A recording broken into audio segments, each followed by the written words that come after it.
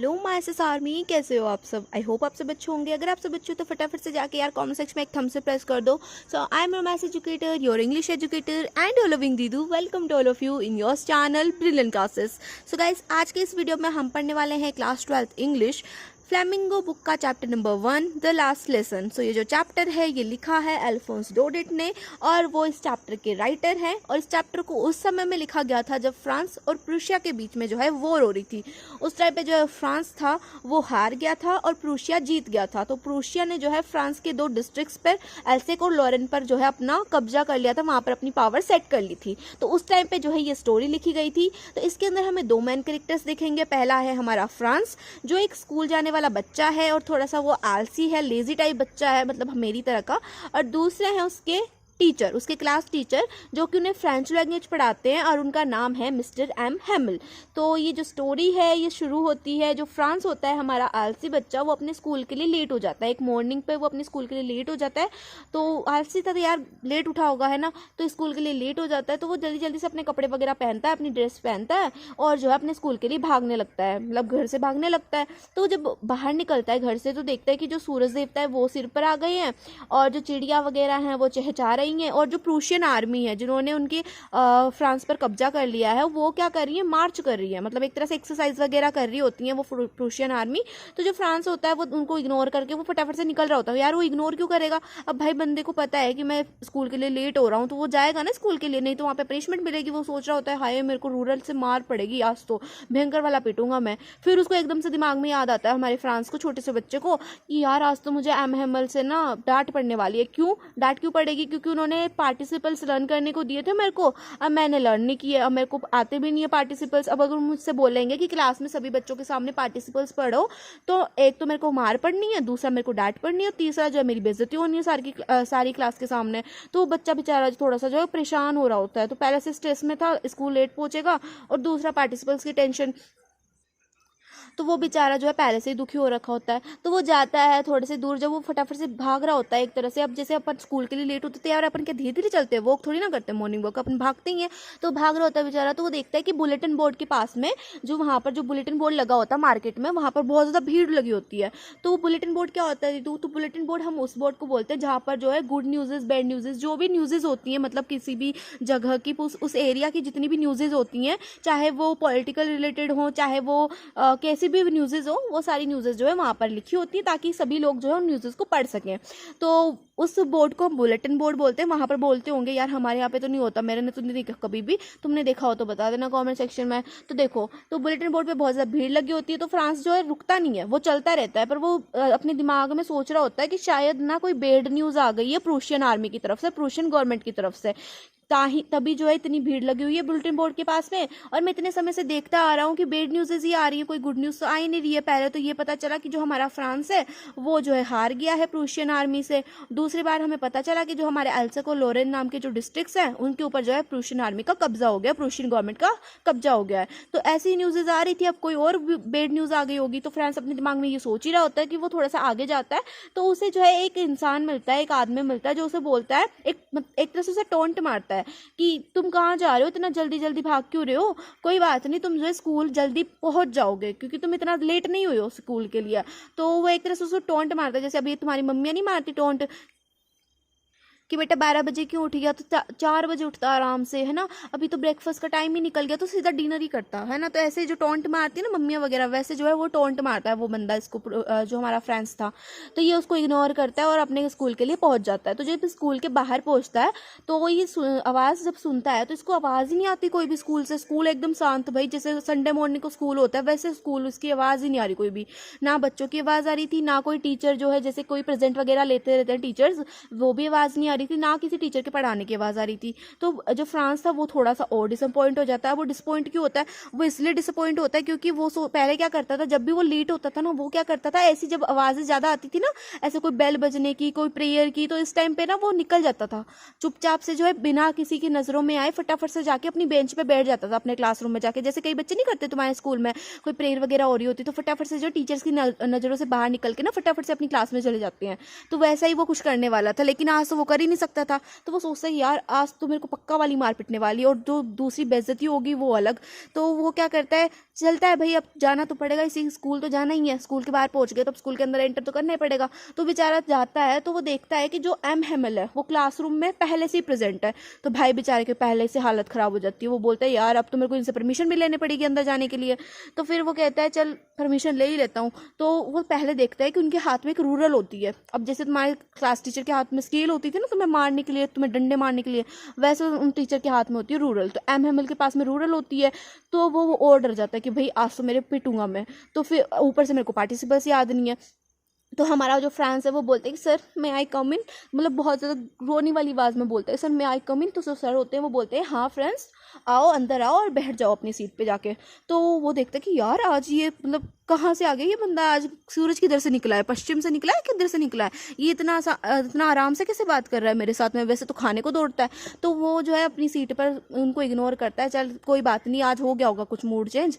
तो वो अंदर आता है क्लास के अंदर। तो वो देखता है कि पीछे की सीट्स पे ना वहाँ पे कोई और आदमी बैठे होते, बड़े बड़े आदमी बैठे होते जो कि उनके घर के आसपास के जो लोग होते हैं, जो नॉर्मल लोग होते हैं, वो बड़े बड़े लोग वहाँ पर बैठे होते हैं। तो वो सोचते हैं कि यार ये क्यों आज क्लासेस ले रहे हैं, मैं तो छोटा हूँ मेरे को तो क्लासेस लेने की मजबूरी है, ये क्यों आ गए आज क्लासेस लेने, इनको क्या शौक चढ़ गया। फिर चलो वो सोचता है कि चलो इग्नोर मारो इनको, अपन तो बैठ जाते हैं अपनी सीट पे। तो अपनी सीट पे बैठ जाता है। तो फिर जब देखता है एमएमएल को, मतलब उसके क्लास टीचर को, तो वो बहुत ज़्यादा मतलब उन्होंने कोट वगैरह पहना होता है ग्रीन कलर का, ऐसे हेट वगैरह लगाई होती है। तो वो देखते हैं कि ये सर इतना सज धज के क्यों आए हैं, आज पार्टी शार्टी आज अपने स्कूल में। तो फिर वो देखता है कि सर कुछ बोलने वाले हैं। तो वो जो एम हेमल होते हैं वो अनाउंसमेंट करते हैं कि जैसे कि आप सभी को पता है, आप सभी इसी लिए यहाँ पर आए हो कि आपको पता है कि आज जो है फ्रेंच लैंग्वेज का डी एंड होने वाला है। मतलब जो फ्रांस है, अल्सेक एंड लोरेन जो है फ्रांस के अंदर, वहाँ पर जो है अब सिर्फ जर्मन लैंग्वेज पढ़ाई जाएगी। और ये ऑर्डर हुआ है बर्लिन से पास, बर्लिन से ये ऑर्डर पास हो गया है। प्रूशियन गवर्नमेंट ने ऑर्डर जो है बर्लिन से पास कर दिया है कि अल्सेक और लोरेन के अंदर अब जर्मन लैंग्वेज पढ़ाई जाएगी। तो जैसे कि बेसिकली यही होता है नॉर्मली, कोई भी अगर किसी दूसरी टेरिटरी पर अगर हम कब्जा करते हैं तो हम हमारी चीज़ें उसके ऊपर थोपने लग जाते हैं, हम हमारी चीज़ें उसको उससे करवाने लग जाते हैं। तो वही चीज़ जो है इस बार फ्रांस के साथ हो रही है। फ्रांस में क्या हो रहा है, और जो प्रूशियन लोग थे, वो प्रूशियन गवर्नमेंट थी, उन्होंने अपनी जर्मन लैंग्वेज को वहाँ पर थोप दिया था। और वहाँ पे बोला गया कि आप अपनी जो आपकी मदर टंग है, जो आपकी फ्रेंच लैंग्वेज है, आप उसको नहीं पढ़ोगे, आज से आप सिर्फ जर्मन लैंग्वेज पढ़ोगे। तो ये जो बात होती है ये एम हेमल उन सभी को बताते हैं। तो फ्रांस अपने दिमाग में सोचते हैं कि यहाँ शायद इसीलिए ना बुलेटिन बोर्ड के पास में बहुत ज़्यादा भीड़ लगी हुई थी, इसलिए यही बैड न्यूज़ वहाँ पर आने वाली थी। तो जो हमारा फ्रांस होता है, छोटे से बच्चा होता है, वो बहुत ज़्यादा सैड हो जाता है। वो सैड क्यों होता है, वो सैड इसलिए होता है क्योंकि यार अभी तक तो उसने फ्रांस लैंग्वेज में कुछ पढ़ा ही नहीं था, अभी तक तो उसने क्लासेस पे ध्यान ही नहीं दिया था। जब एम हेमल पढ़ाते थे तो वो उन्हें इग्नोर मारता था और चुपचाप आलसीपन में सोया रहता था, है ना। तो उनकी क्लासेस पे ज़्यादा ध्यान नहीं देता था। तो अब एकदम से जब उसे पता चल रहा है कि जो उसकी मदर टंग थी, जो उसकी फ्रेंच लैंग्वेज थी, अब उसे कभी भी पढ़ने को नहीं मिलेगी। तो वो जो सोच रहा था कि यार मैंने ये इतनी बड़ी गलती कर दी, मैंने फ्रेंच लैंग्वेज में अभी तक तो लिखना भी नहीं सीखा और मैं अभी से जो है इस लैंग्वेज से छिन रहा हूँ। पहले उसे बुक्स में बिल्कुल इंटरेस्ट नहीं था, पहले वो सोचता था यार ये तो मुसीबत है, लेकिन अब उसको लग रहा था यार ये मुसीबत बहुत अच्छी थी, ये होनी चाहिए थी। तो इसलिए वो थोड़ा सा सैड हो जाता है। और जो अब उसको समझ में आ रहा होता है कि जो बुलेटिन बोर्ड के पास में जो भीड़ थी वो भी इसलिए लगी हुई थी, और जो उसकी क्लास में पीछे जो बड़े बड़े लोग बैठे हुए हैं वो भी इसलिए बैठे हुए हैं क्योंकि वो एम हेमल को गुड बाय बोलने आए हैं। जो उनके क्लास टीचर है, जो उनको फ्रेंच लैंग्वेज पढ़ाते हैं, उनको गुड बाय बोलने आए हैं क्योंकि उनकी 40 ईयर्स की सर्विस जो है उन्होंने इस स्कूल के लिए दी है, इसलिए उन्हें गुड बाय बोलने आए हैं।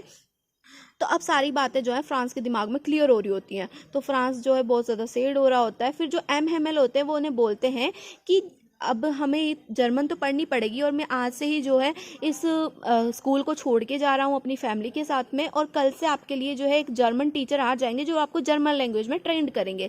लेकिन मैं आप सभी से एक ही बात कहूँगा कि आप जो है जर्मन लैंग्वेज तो पढ़ोगे, लेकिन अपनी जो फ्रेंच लैंग्वेज है, जो आपकी मदर टंग है, उसे कभी मत भूलना, उसको हमेशा अपने दिल में याद रखना।